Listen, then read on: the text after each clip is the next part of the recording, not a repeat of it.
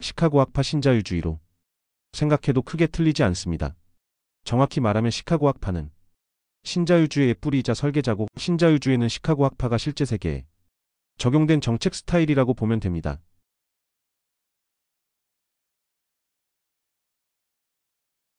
그럼 왜 갑자기 신자유주의의 바람이 불었는가?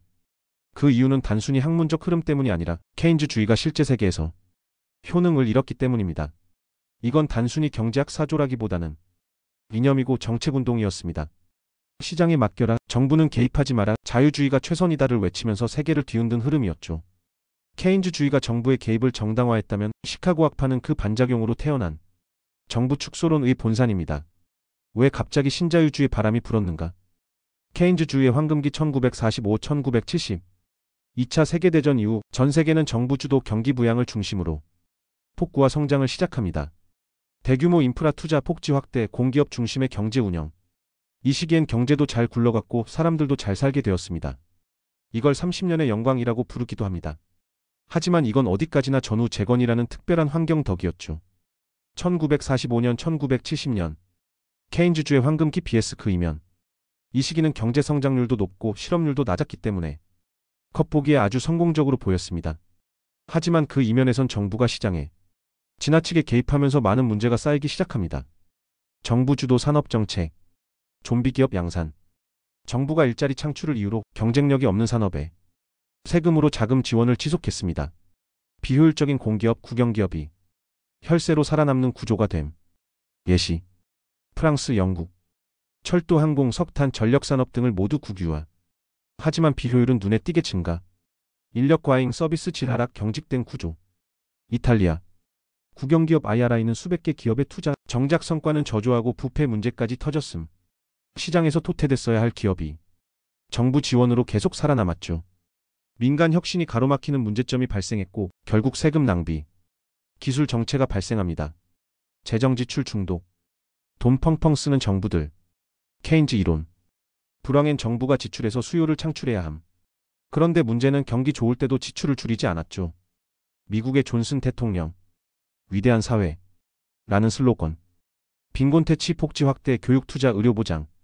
명분은 좋았지만 실효성 떨어지는 프로그램이 난립하고 비용이 폭증하죠. 영국은 베버리지 보고서에 따라 복지국가 실험을 하였습니다. 건강보험, 공공주택, 가족수당 등 전방위 복지.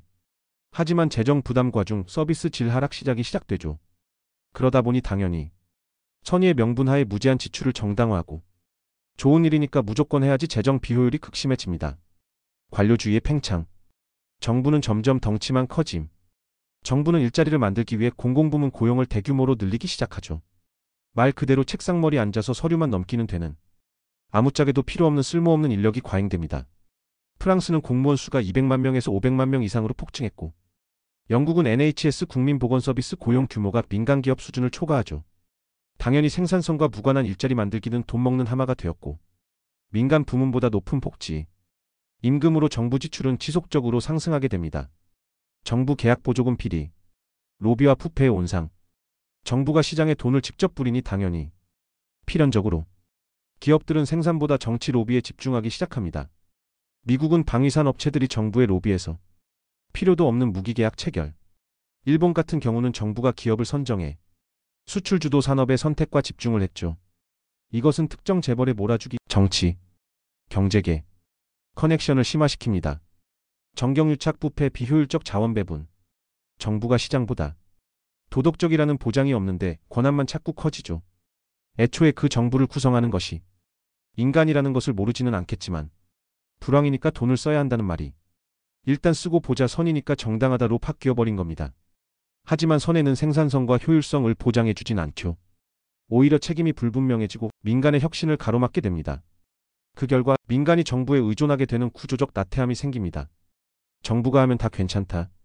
가난한 이웃을 돕는다는 명분 아래 정부는 수십억을 퍼부었고 공무원 수는 기하급수적으로 늘어났습니다. 하지만 현실은 토태되어야 할 기업은 세금으로 연명하고 일자리는 늘었지만 아무 의미 없는 일들 뿐. 선의로 포장된 정부 개입은 결국 국민의 부담으로 돌아왔습니다. 그리고 사람들은 묻기 시작했죠. 정부도 시장도 누굴 믿어야 하지? 그 질문에 답하려는 이들이 나타납니다. 시장에 맡겨야 한다. 정부는 손을 떼라. 결정적 전환점. 1970년대 스태그플레이션. 여기서부터 흐름이 급변합니다. 기름값 폭등, 1973년 오일 쇼크로 석유 가격이 4배 상승. 전 세계가 휘청. 경기 침체. 물가 상승. 스태그플레이션. 케인즈 이론은 경기가 침체하면 정부가 돈을 풀어라였는데 이 시기엔 경기 침체 인플레이션이 동시에 와버립니다. 이건 케인즈 이론으로 설명이 안 됐습니다. 이게 결정타였습니다. 정부가 돈을 풀면 경기는 살아난다는 말이 현실에서는 인플레이션만 만든다는 게 드러난 거죠. 이론적으로 준비되어 있던 시카고 학파 밀턴 프리드먼은 이미 1960년대부터 인플레이션은 언제나 화폐적 현상이라며 정부 비판을 해왔었습니다. 프리드먼은 정부는 문제를 해결하지 못한다. 정부 자체가 문제다. 정부가 재정을 퍼붓는 게 아니라 화폐 공급 자체를 엄격히 제한해야 한다고 주장했었죠. 정부가 돈을 너무 많이 찍기 때문에 물가가 오르는 거다. 이 말은 당시 사람들에게 해답처럼 들렸습니다. 케인즈는 수요 부족이 오면 정부가 지출해야 한다고 했지만 프리드먼은 수요가 문제가 아니라 통화량 자체가 문제라고 주장했죠. 당시 미국은 베트남전과 복지 정책 때문에 엄청난 재정 지출, 그만큼 달러를 많이 찍음, 물가 상승, 특히 석유 파동 때 극심화됐죠. 이때 사람들은 생각했습니다. 아, 그럼 정부가 돈만 덜 찍으면 되는 거네? 그럼 물가도 잡히겠네? 요 핵심이 시카고 학파의 통화주의 이론입니다. 정부는 능력이 없다. 시장을 믿어라. 정부는 언제나 잘못된 타이밍에 개입하고 개입이 오히려 상황을 악화시킨다. 그렇게 생각한 이유는 정부는 실시간으로 정보를 알 수 없고 정치적 이유로 필요한 결정보다 인기 있는 결정을 하죠. 예를 들어 지금은 금리를 올려야 할 때인데 선거 때문에 안 올림. 복지 지출을 줄여야 하는데 표 때문에 계속 늘림. 사람들은 생각하죠. 그래, 정치가 경제 망치고 있었잖아. 우리는 정부가 아니라 시장을 믿어야 했던 거 아니야? 가격은 정보를 전달하는 시스템이다. 시장의 자율성. 자유로운 가격은 자원이 어디로 가야 할지를 알려준다. 프리드먼과 시카고 학파는 가격 메커니즘을 엄청 중요하게 생각했습니다. 정부가 가격을 통제하면 왜곡 발생. 예를 들어 정부가 식료품 가격 동결하면 생산자는 손해라 생산을 줄이고 오히려 물자는 부족해지죠. 그러면 암시장이 등장하게 되고 사람들은 생각합니다. 시장에 맡기면 알아서 조절되는데 정부가 자꾸 가격에 손대니까 오히려 더 꼬이는구나. 큰 정부는 비효율과 부패될 수밖에 없다. 정부가 커질수록 세금은 늘고 그 세금은 정치적 이유로 낭비된다. 이건 현실과 딱 맞아떨어졌습니다. 사람들이 눈으로 본 건 공무원만 늘고 복지수당 늘어나고 기업들은 로비에만 집중하고 공공사업은 비효율적으로 굴러가고 그때서야 맞아. 정부는 우리가 생각하는 것처럼 선한 존재가 아니야. 차라리 정부가 손을 떼는 게 낫겠다. 이렇게 생각하게 되었죠. 프리드먼은 얘기합니다. 정부가 당신을 도와줄 수 있다고 말하면 당신의 자유를 조금씩 빼앗아 가는 것이다. 1970년대 혼란 속에서 이 이론이 갑자기 설득력 있게 들리기 시작한 겁니다. 이 사상은 단순한 학문적 담론이 아니었습니다. 정책에 깊게 관여했고 전 세계적으로 실제 경제체제 개혁의 명분이 됐습니다. 시카고 학파의 이론이 실제 정치에서 어떻게 정책으로 구현되었는지 그리고 그에 따른 사회경제적 효과는 어땠는지 세 국가를 중심으로 살펴보겠습니다. 영국. 마가렛 태처. 1970년대 영국은 병든 사자라고 불릴 정도로 고통받고 있었습니다. 높은 실업률, 만성 인플레이션, 비효율적인 국영기업, 강성노조. 마가렛 태처의 시카고 학파적 개혁은 복지 축소, 공공주택, 의료, 교육에 대한 지출 줄임, 국영기업 민영화, 철도, 전기, 통신, 수도 등 공기업을 매각, 노동시장 유연화, 노조 권한 대폭 축소, 금융시장 자유화, 런던 금융시장 개방 등이 있었습니다. 그 결과 긍정적으로는 인플레이션 안정, 금융서비스업 중심의 경제 재편, 글로벌 투자자 유치가 있었습니다만 부정적으로는 실업률 급등, 제조업 붕괴, 지역 불균형 심화, 사회적 갈등, 빈부격차 확대 등이 있었죠. 미국. 로널드 레이건. 1970년대 미국도 마찬가지로 스태그플레이션에 시달렸고 베트남전과 폭지 확대가 재정 부담이었습니다. 레이건의 시카고 학파적 개혁은 대폭적인 감세, 특히 고소득층의 소득세 인하, 규제 완화, 환경, 노동, 금융 분야 규제 대폭 철폐, 군비 확대, 소련과의 경쟁 때문에 국방비는 오히려 증가, 연방정부 역할 축소, 주정부 민간의 자율성 확대 등이 있었습니다. 그 결과 긍정적으로는 경기 회복, 주식시장 호황, 기업 투자 활성화, 인플레이션 진정 등이 있었지만 부정적으로는 역시 빈부격차 확대, 재정 적자 폭증, 복지는 줄이고 기업들 감세해주고 국방비는 올리고 사회복지 기반 약화, 홈리스 증가 등이 있었죠. 레이건 대통령은 1981년 대통령 취임 연설에서 정부는 문제의 해결책이 아니다. 정부 자체가 문제다.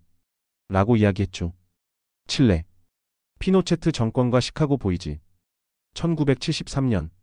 당시 미국 닉슨 행정부와 CIA의 지원을 받고 군사 쿠데타로 아우구스토 피노체트가 정권을 잡자 피노체트는 밀턴 프리드먼의 통화주의 이론을 따르는 시카고 대학 경제학과에서 사사한 유학파 출신들, 소위 시카고 보이즈들을 중용했고 어찌 보면 세계 최초로 이 칠레의 경제 자유와 국유 기업의 민영화, 인플레이션 안정화라는 세 가지 주요 목표를 가진 경제 모델을 도입했습니다. 이 흐름은 이후 세계화와 신자유주의 체제로 이어졌고 IMF나 세계은행 같은 국제기구에도 깊숙이 침투했죠. 장점은 분명히 있었습니다. 고인플레이션 억제, 통화량 조절을 통한 물가 안정, 재정 건전성 회복, 정부 지출 축소, 민간 주도의 효율성 강화, 경쟁을 통한 혁신, 개인 자유 확대, 시장 선택의 자유 등 1970년대 이후 혼란 속에서 시장은 결국 더 잘한다는 생각이 주류로 떠오른 겁니다. 하지만 역시 치명적인 단점도 존재했죠. 빈부격차가 심화됐고 낙수 효과는 대부분 허상이었습니다. 복지는 후퇴되고 사회적 약자가 그대로 방치되는 결과가 존재했습니다. 금융 자유화 부작용으로 금융위기의 반복적 발생. 당시 기준으론 먼 미래이지만 2008년 금융위기.